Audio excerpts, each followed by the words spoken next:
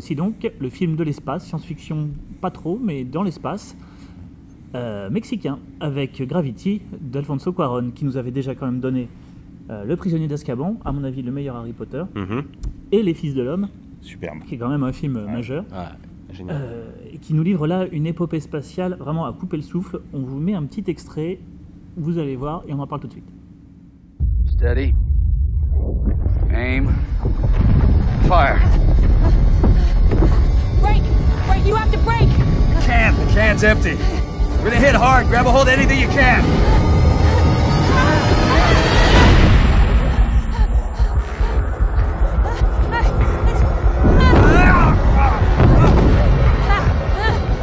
What do I do? What do I do?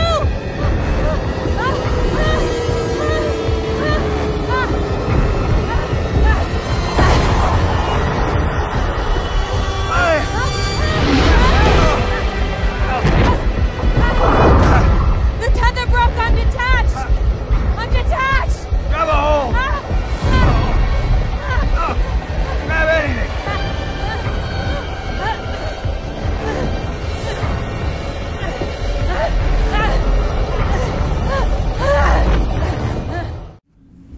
Voilà, une bande-annonce qui calme bien, et pourtant le script est très très très linéaire.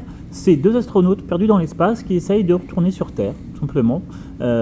Et pourtant, grâce à la mise en scène, Alfonso Cuarón, il nous met sous pression, mais d'une manière complètement dingue, avec sa caméra qui tourne en orbite. Ça s'ouvre sur un plan séquence de 15 minutes. ahurissant. Ahurissant, la caméra ne se coupe pas pendant un quart d'heure. Je ne sais pas si vous avez imaginé un peu la prouesse. Elle tourne autour, il joue sur la profondeur de champ avec une 3D de folie. C'est pas la peine de couper parce qu'on voit ce qui se passe derrière. Tac, il tourne, il passe dans le casque de l'astronaute pour te donner un point de vue subjectif de malade. Du coup, en fait, le premier quart d'heure, on a l'impression d'être avec eux, d'être un troisième astronaute. Et paf, et alors c'est ça qui est bien aussi, il coupe d'un coup, c'est très très calme, et, parce que c'est l'espace. Et il coupe de manière brutale à plusieurs reprises, que ce soit avec la caméra ou avec la musique. Donc une grosse musique symphonique et taf, il coupe d'un coup et il fait monter la pression comme ça. Et je ne sais pas ce que vous en avez pensé. Je trouve au niveau de la mise en scène, c'est absolument c'est virtuose. C'est énorme et en plus on a eu la chance, on l'a vu ensemble dans une salle qui était équipée du son Atmos.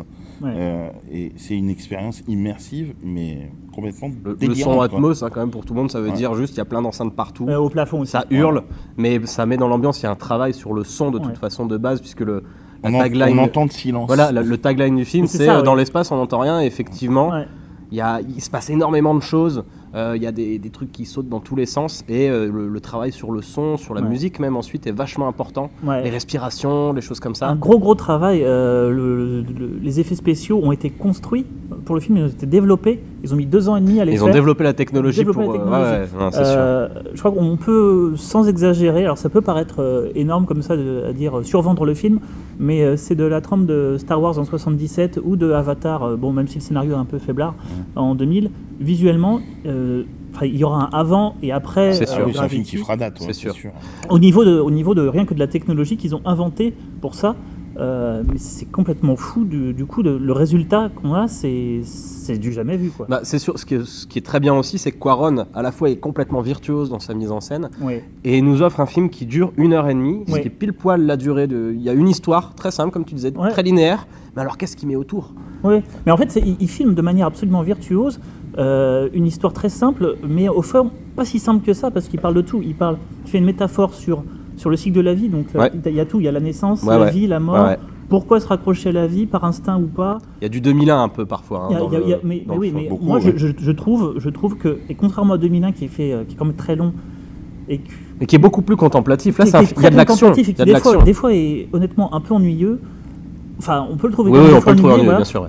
1h30, c'est un thriller, quoi. Ça s'arrête jamais. Pour moi, c'est plus un thriller, une mise sous pression qu'un film de SF, parce qu'il n'y a pas de fantastique ou de. C'est vraiment super prenant. Le plus fou de ce film, c'est que Sandra Bullock y est bluffante. Mais Sandra Bullock, voilà. Un travail de. Alors, on imagine le tournage qu'elle a dû passer parce que c'est c'est de la 3D quasiment tout le temps et il y a vraiment des axes de caméra qui sont jamais vus, enfin, vraiment jamais vus. C'est dans l'espace, donc ça donne des possibilités de fou. C'est hallucinant. C'est fou. Et elle est vraiment incroyable. George Clooney est très très bien aussi. Il arrive le temps de quelques scènes, il n'en a pas des kilomètres, il arrive à installer un personnage et il est génial. Bah, il fait son Clooney quoi. Il fait son Clooney, mais c'est qu'est-ce qu'il lui fasse What Else. Exactement. Il est excellent. Mais bon, on l'aime aussi pour ça. Et Sandra Bullock, mais faut qu'on leur fasse des comme ça. C'est dingue. Il faut qu'elle arrête les flingueuses et qu'elle se concentre. C'est fou le grand écart quoi. Il y a 3 semaines, elle sort les flingueuses et là elle est dans Gravity. Sachant que le film, elle l'a tourné il y a 2-3 ans déjà. Donc c'est un hasard de planning, mais même avec le reste de sa filmographie, elle est incroyable. Enfin, on s'en rappellera juste pour ça. Elle est candidate à l'Oscar sans aucun problème. Le film, de toute façon, on va tout techniquement. Techniquement, on peut pas aller au-dessus. On peut pas aller au-dessus. Comme Avatar, comme Le Seigneur des Anneaux. Exactement. C'est direct. Il a passé combien 50 sa vie, Alfonso Cuarón, sur le film. Du coup, forcément. Voilà, donc c'est absolument virtuosement filmé. Sandra Bullock, on l'a jamais vu comme ça. Le propos est très intelligent et il met jamais de mots dessus. Tout est passé par les images. C'est une vraie expérience et ce sera une date très marquante dans l'histoire de la science-fiction. C'est plus qu'immanquable. C'est plus qu'immanquable. Il y a Metropolis, Star Wars, Avatar et maintenant Gravity. C'est cool.